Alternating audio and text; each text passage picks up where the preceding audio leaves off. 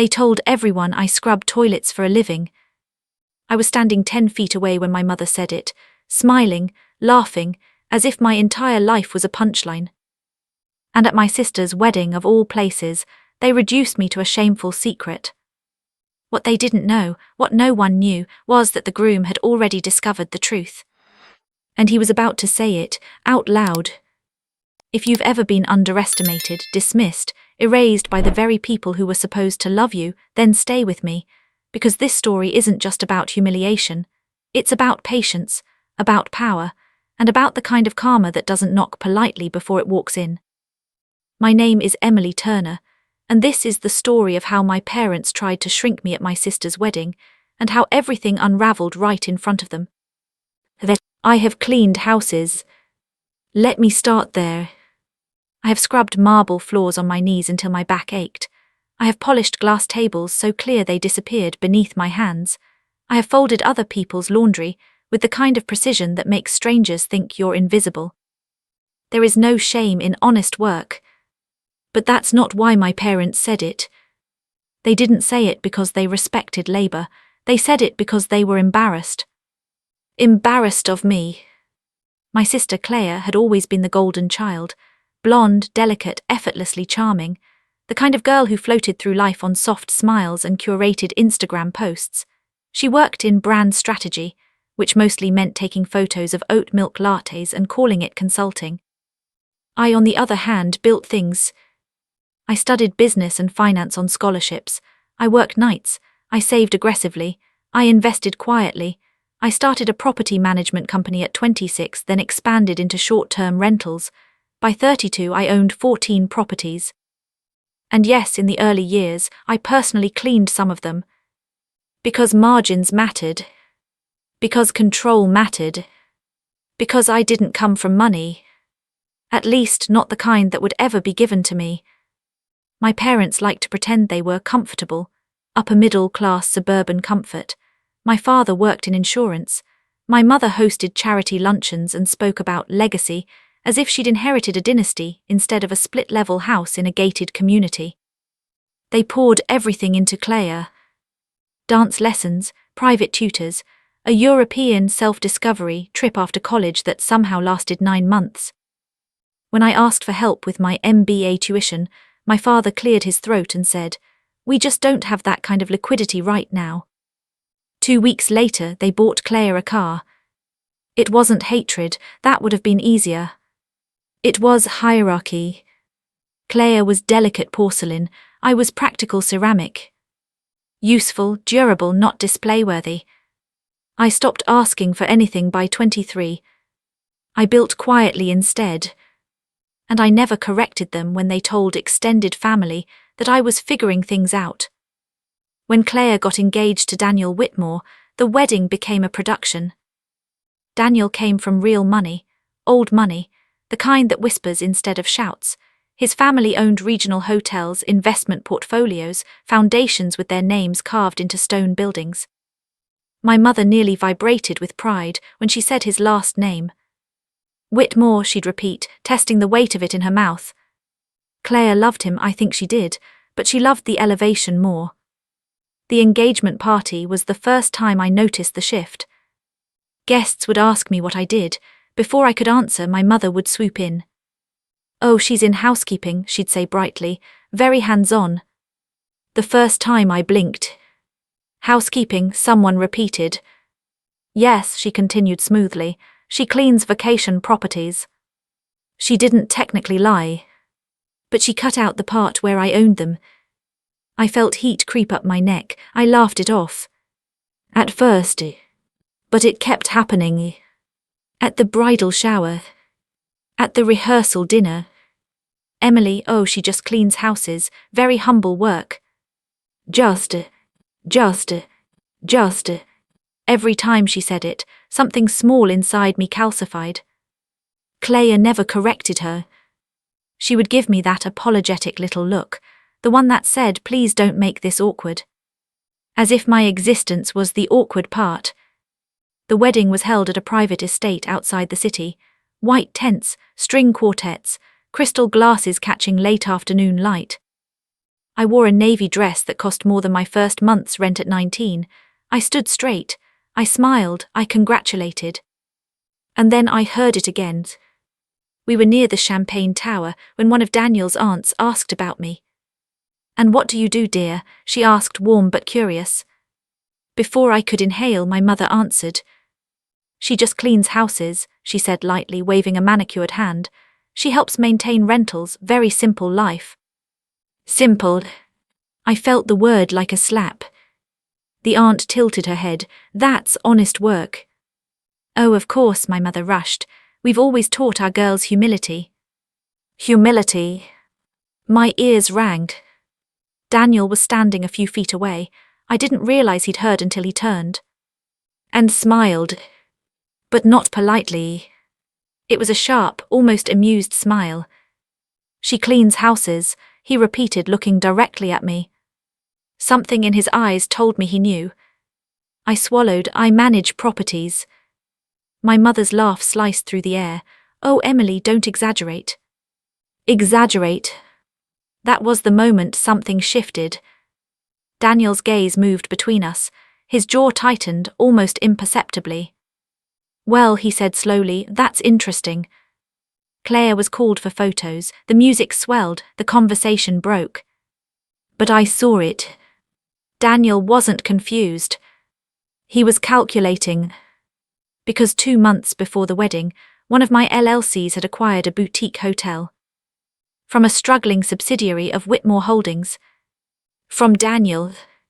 He hadn't met me in person during negotiations. My attorney handled everything. The purchase was clean, quiet, strategic. But the buyer's name, it was mine. Emily Turner. I didn't use a shell for that one. And he had definitely seen it. Which meant my parents weren't just diminishing me in front of strangers. They were doing it in front of a man who knew I'd just bought one of his underperforming assets. The reception began, speeches started. My father toasted Claire with teary pride. He spoke about her grace, her kindness, her elegant future. He mentioned me once. "And Emily," he said, smiling thinly, "has always been independent, hard-working in her own way." In her own way. The room chuckled softly. Then Daniel stood for his speech. He was composed, polished, every inch the heir apparent. He spoke about love, about partnership, about respect. Then his eyes found me. "And I want to thank someone unexpected," he said. My stomach dropped. "For teaching me something about underestimation." The room quieted. "My wife's sister," he continued, nodding toward me, "recently acquired a property from one of our family companies." A ripple went through the guests. She negotiated fiercely, fairly, and she improved the asset value in under 60 days. My mother's smile froze. Daniel's voice stayed smooth. "So when I hear someone say she just cleans houses, I have to disagree." The silence thickened. "She owns them." It wasn't loud. But it landed like a detonation. I felt every eye in the tent turn toward me. My father's face drained of color. Claire looked between us, confused. Daniel lifted his glass. "To Emily," he said, "a formidable businesswoman." Glasses clinked hesitantly. My mother's nails dug into my arm. "Why would he say that?" she hissed under her breath. I met her eyes. "For humility," I said softly. But that was only the beginning. Because humiliation cuts both ways. And they had no idea how long I'd been preparing to stop being quiet. The wedding ended with smiles stretched too tight, whispered conversations, curious glances. I drove home alone that night, heels kicked off in the passenger seat, adrenaline still humming under my skin. Vindication feels strange when it arrives publicly. It's not joy. It's exposure. And I knew deep down that my parents would not take this gracefully. I didn't know yet how ugly it would get, or how far I would eventually go to make sure they never reduced me again. But as I pulled into my driveway, I checked my phone. 3 missed calls from my mother. 1 text. "We need to talk immediately." I stared at it. And for the first time in my life, I didn't feel small. I felt ready. The next morning, my phone started ringing at 7:12 a.m. Not a gentle call, not a curious call. An interrogation call. I let it ring twice before answering. Emily, my mother snapped before I could speak. No good morning, no pleasantries. What was that performance last night? Performance. I leaned back against my kitchen counter, staring out at the quiet street in front of the townhouse I owned outright. The sunlight was soft, calm, almost mocking. I didn't perform, I said evenly. Daniel told the truth. There was a sharp inhale on the other end. You embarrassed us. There it was. Not you lied to us. Not why didn't you tell us. Not we are proud of you. You embarrassed us. I embarrassed you, I repeated slowly, by owning property. You made it seem like we were hiding something. I almost laughed. You were. Silence heavy, dangerous. My father's voice joined the line. They had me on speaker. Why didn't you correct us privately? He asked, tone tight. Why let Daniel make a spectacle? Because you never would have listened privately. But I didn't say that. Instead, I said, you've been telling people I just clean houses for 2 years. It's not untrue, my mother shot back. It's incomplete. It's simpler. Simpler. There it was again, the obsession with simplicity, with minimizing anything that didn't fit their hierarchy. You mean it's less threatening, I said. You are not part of this family's brand the way Claire is, my mother said before she could stop herself. The words hung there. Brand. Not love, not daughter. Brand. My chest felt tight but not from hurt, from clarity. You've always been intense, she continued, scrambling. Too ambitious, it makes people uncomfortable.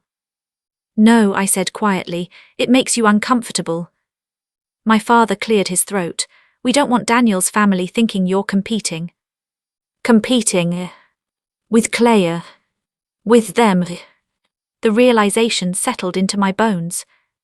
They didn't diminish me because I was small. They diminished me because I was large in ways they couldn't control.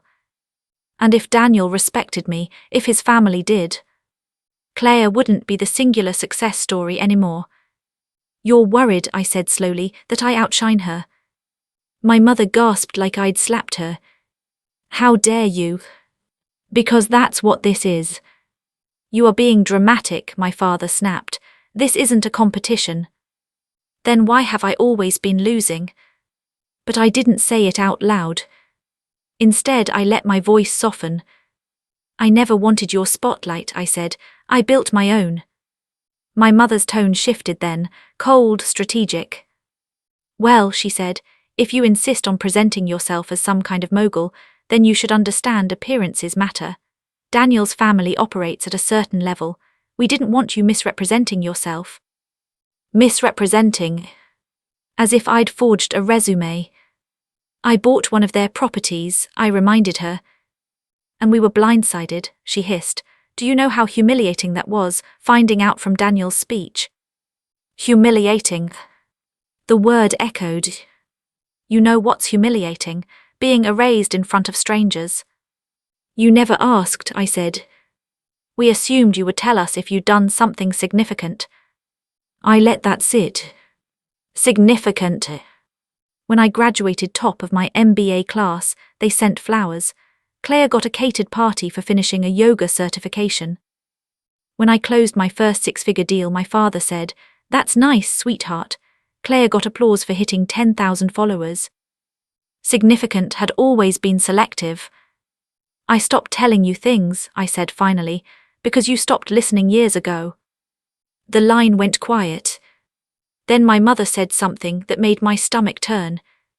Well, now that the truth is out, we need to manage it. Manage it. Like a PR crisis. What does that mean? I asked. It means, she said carefully, we don't want you flaunting this. Claire's in-laws are very particular.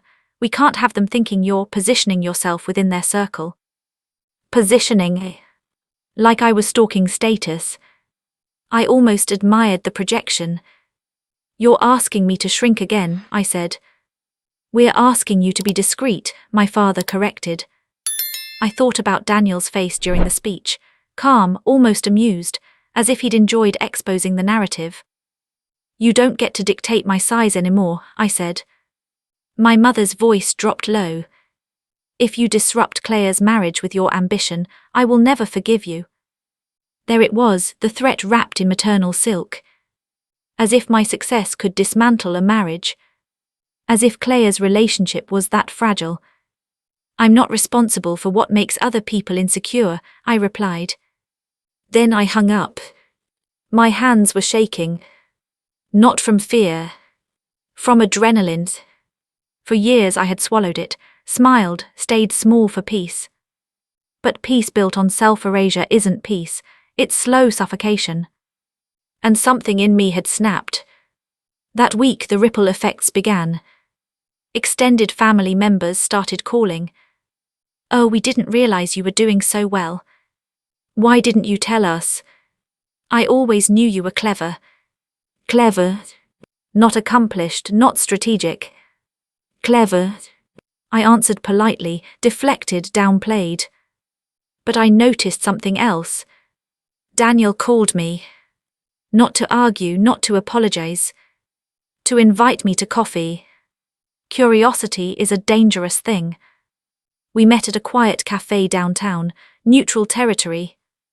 He looked different without wedding day polish, more retired, more real. I owe you an apology, he said after we ordered. For what? For not stepping in sooner. I suspected your parents were minimizing you at the engagement party. I raised an eyebrow. You suspected. I saw your face. That caught me off guard. You have a very controlled expression, he continued, but your jaw tightens when someone dismisses you. I hadn't realized. I didn't know the extent, he said, until I saw the acquisition paperwork months ago. He took a sip of his coffee. When I realized Emily Turner was you, I was impressed. Impressed enough to expose my family at your wedding. A flicker of something crossed his face. I didn't do it to embarrass them. Then why? He held my gaze. Because I don't like dishonesty. That answer was too clean. There was more. You also don't like losing assets, I said. A corner of his mouth lifted. Fair. There it was. He respected leverage. And in his world, respect was currency. Claire doesn't know the full scope of what you do, does she? He asked. She never asked.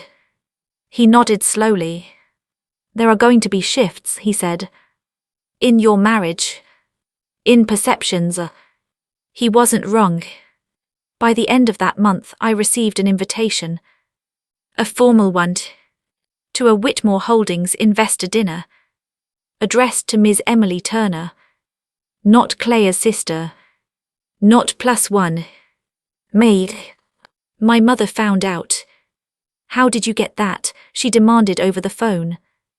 I was invited. By whom? Daniel. She went very still. You will decline, she said. No. You will not insert yourself into their business affairs.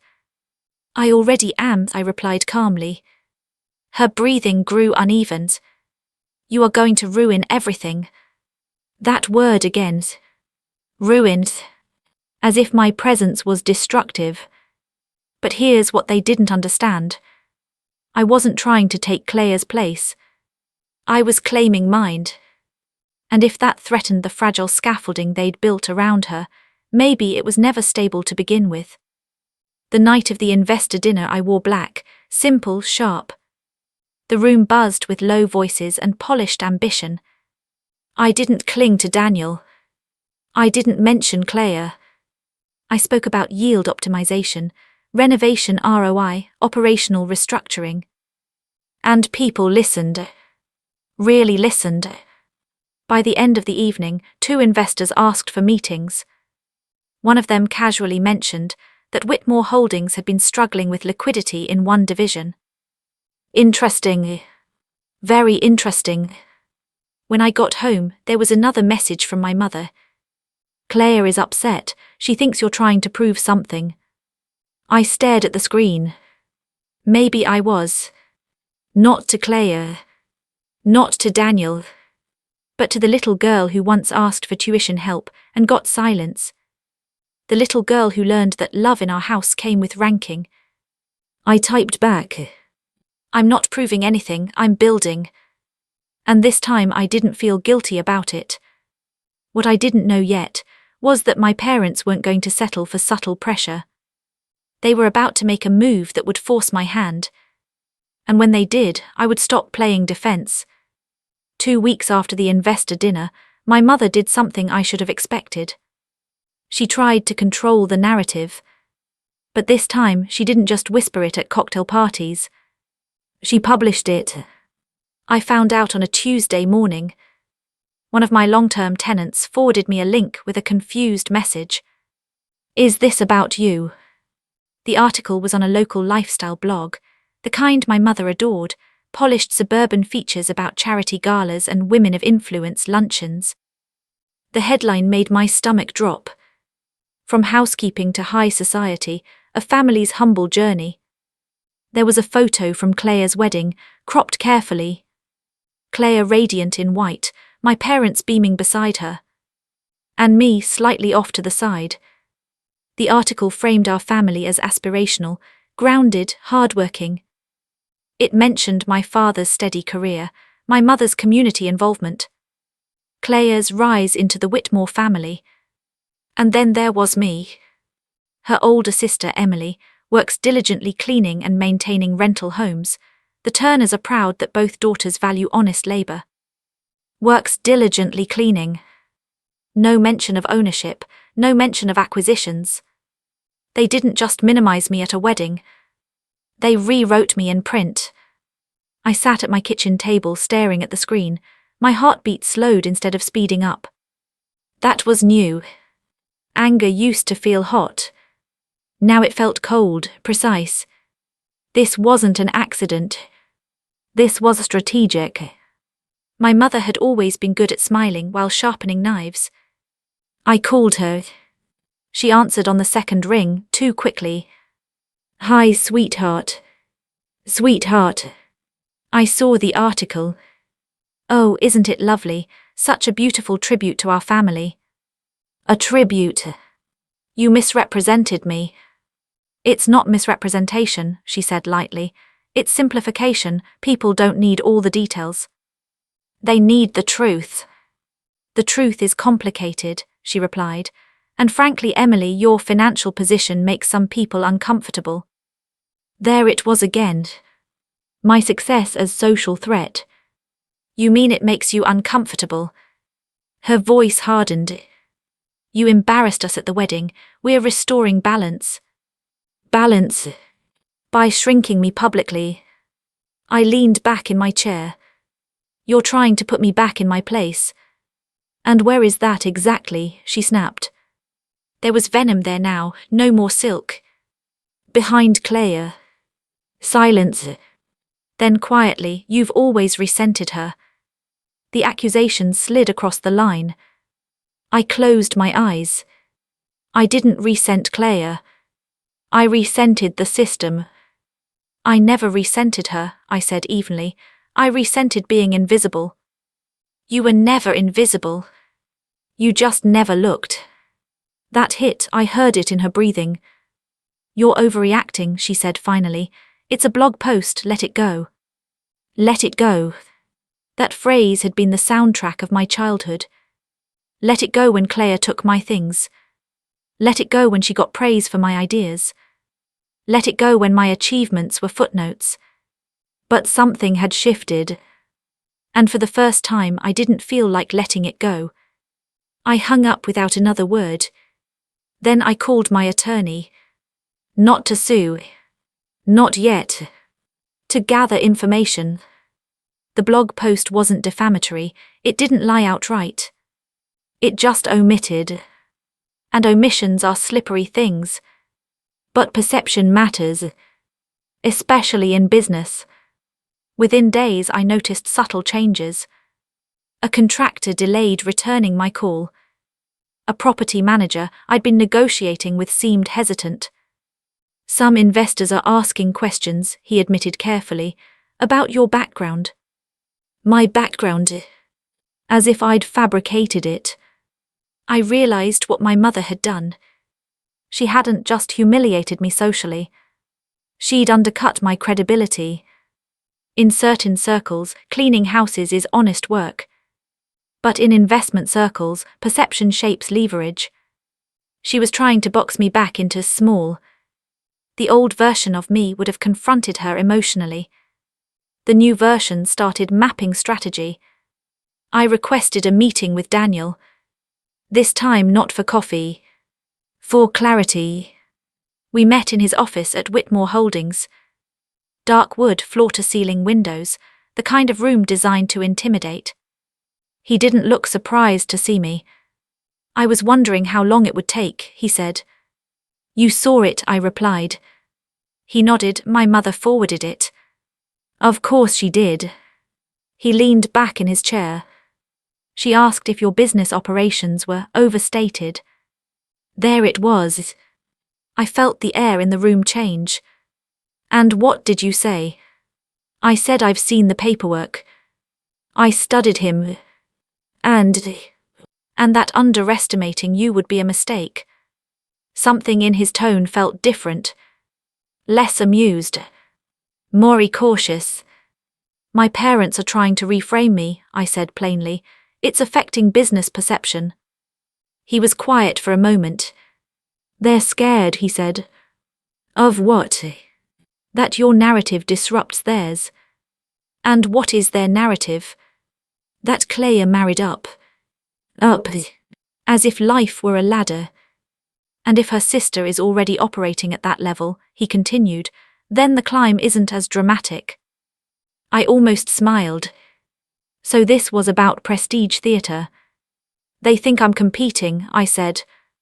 You are, he replied calmly. The honesty startled me.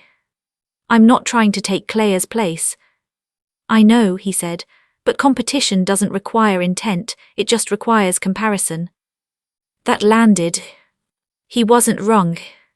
In rooms built on hierarchy, existence becomes rivalry. What are you going to do? He asked.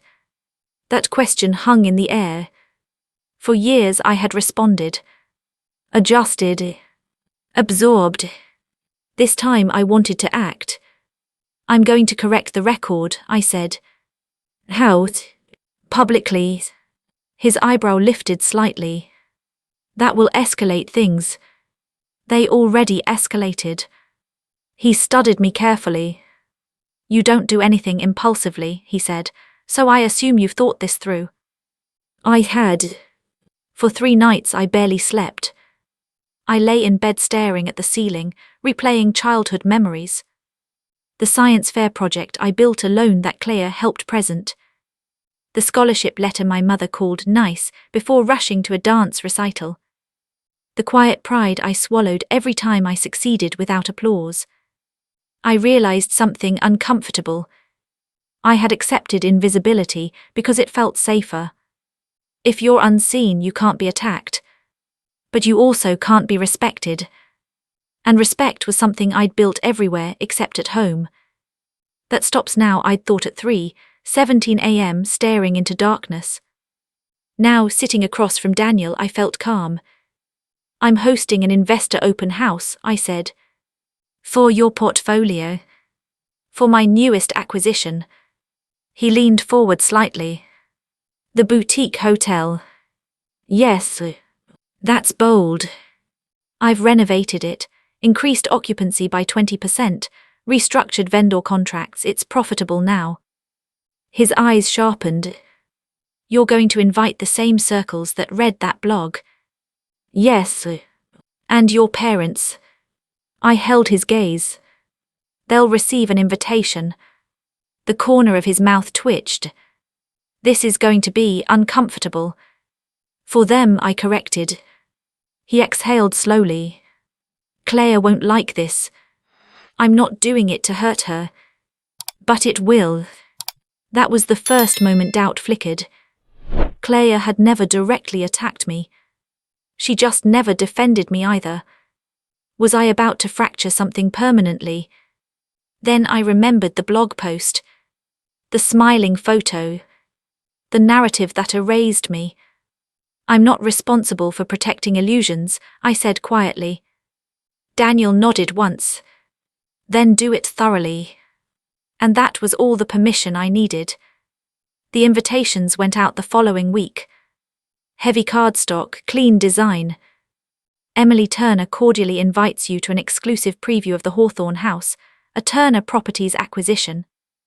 My full name, my company, my ownership. I sent one to my parents' house. Addressed formally. No handwritten note. 2 days later my mother called. You're hosting a hotel event, she asked tightly. Yes. Why wasn't this discussed? Because it's my business. You're making a spectacle. No, I said calmly, I'm making a statement. You're trying to prove something. I am, I admitted. She went silent at that. And what is that? She asked. That I don't need to be reduced to make you comfortable.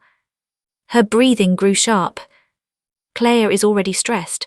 The wedding adjustments, the new family dynamics, now this. The implication was clear. My visibility equals her instability.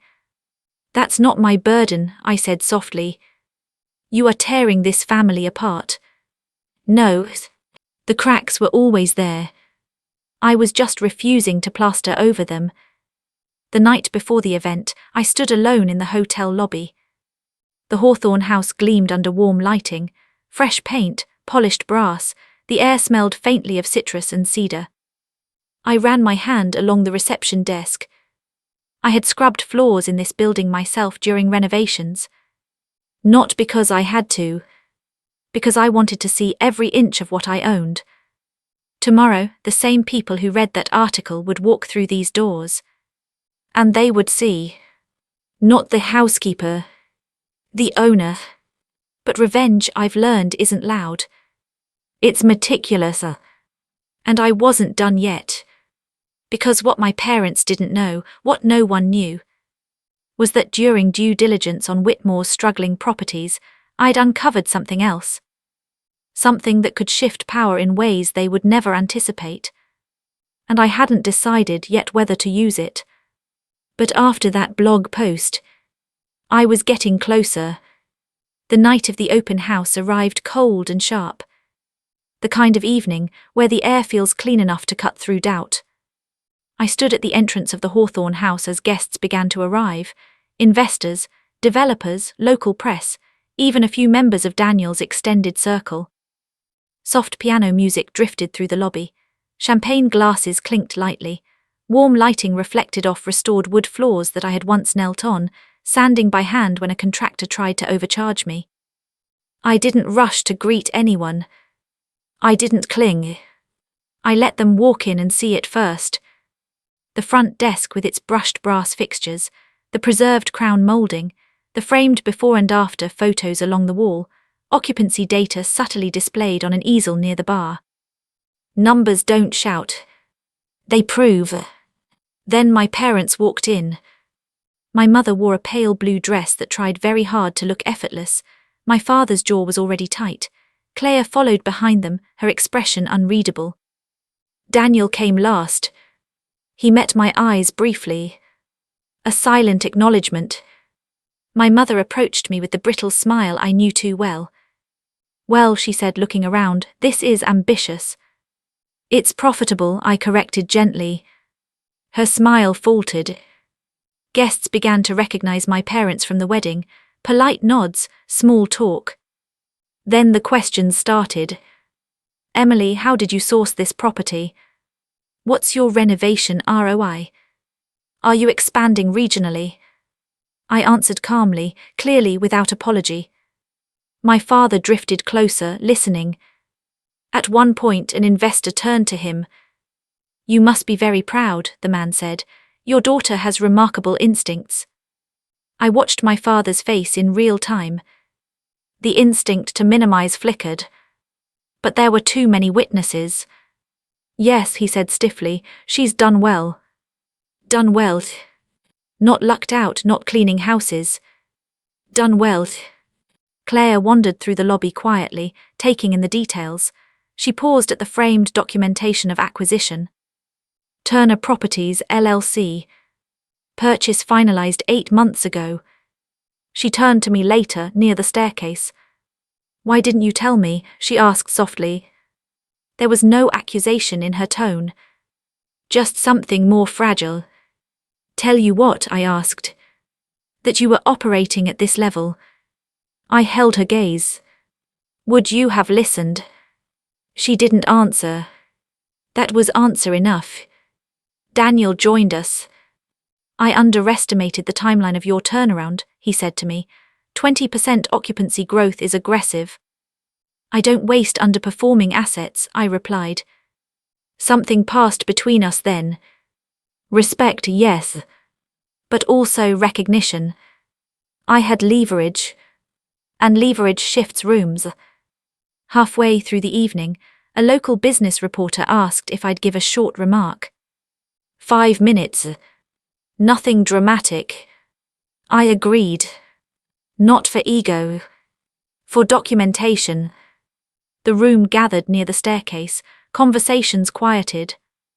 I stood on the second step, not elevated too high, just enough. When I purchased this property, I began, it was considered a risk. A few subtle glances toward Daniel. I believe in risk when it's calculated. I believe in rebuilding what others overlook. I let that hang for a breath. I also believe that perception shapes opportunity. Sometimes people define you by the smallest part of what you do. My mother's shoulders stiffened.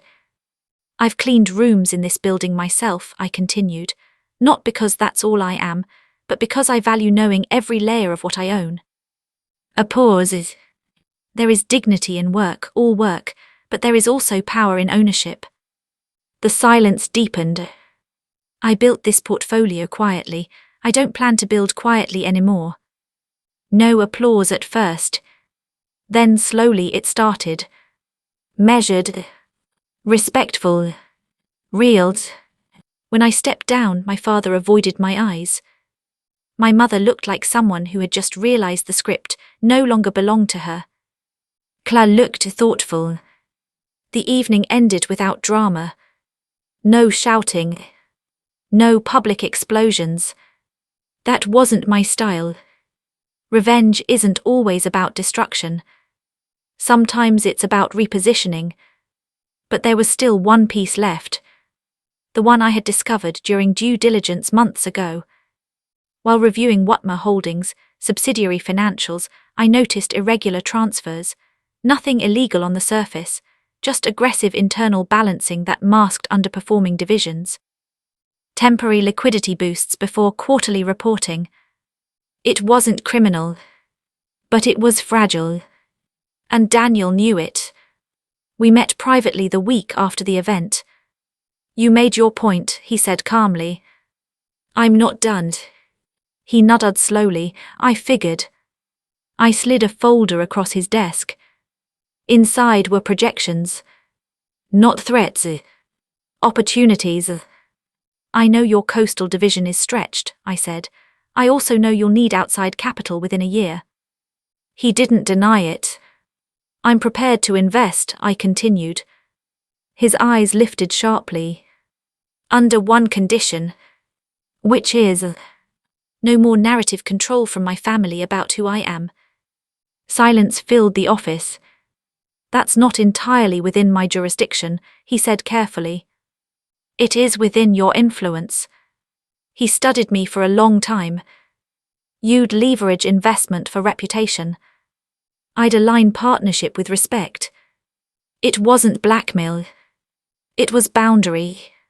Finally he nodded. I can ensure the record is corrected. And that your position is acknowledged in future dealings. I leaned back. That was enough. Within a month, Watmer Holdings released a regional business spotlight, Futyang Strategic Partners. My name was included. full credentials, portfolio size, growth metrics. Not housekeeper, investor, operator, owner. The same blog that had run the wedding piece requested an interview. This time I accepted.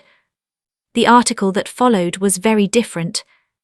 Local entrepreneur revitalizes boutique hospitality. My parents weren't quoted. They weren't mentioned at all. And that was deliberate. The real shift, though, happened quietly at a family dinner weeks later. No events, no investors. Just the four of us. My mother hesitated before speaking. "We may have simplified things too much," she said carefully. It wasn't an apology, but it was the closest she'd ever come.